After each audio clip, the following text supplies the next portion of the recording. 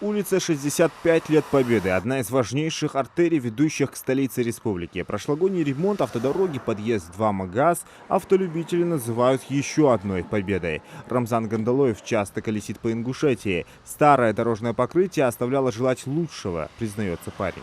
Раньше дорога была в довольно плачевном состоянии, всякого рода бугры, неровности плохо сказывались на состоянии машины. Сейчас очень удобно стало до цели добираться, очень рад. Дорога находилась в удручающем состоянии до тех пор, пока сотрудники Минавтодора региона не взялись за эту проблему. От старого асфальта сейчас здесь ничего не осталось. Протяженность обновленного полотна более 1800 километров. Специалисты укрепили основания, обочины, уложили новое покрытие, нанесли разметки и установили знаки. Демонтаж старого освещения. Здесь мы старые демонтировали, установили новое освещение со всеми опорами.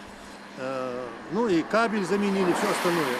Этот участок очень важный. В день здесь проезжают более 1000 машин. Работы велись в рамках национального проекта «Безопасные, качественные автомобильные дороги». Они стартовали в прошлом году и тогда же с опережением всех сроков были завершены.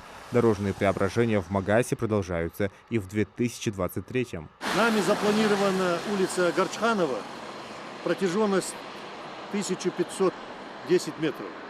Ну, там проектно-сметной документации предусмотрено полностью демонтаж бордюра старого, устройство нового, фрезерование старого покрытия, ну и устройство 2 слоев асфальтобетонного покрытия. Ну, естественно, разметка, знаки, все, что необходимо. Национальные проекты помогают совершенствовать жизнь каждого человека. Позитивные изменения жители ощущают с каждым днем. В регионе развивается экономика и строятся новые объекты. В рамках нашего проекта все в положительную сторону меняется. Дороги, сады, школы. Это все улучшает нашу республику. У нас в республике реализуется наш проект «Безопасные и качественные дороги». Это в положительную сторону влияет на нашу республику и на езду вообще в целом.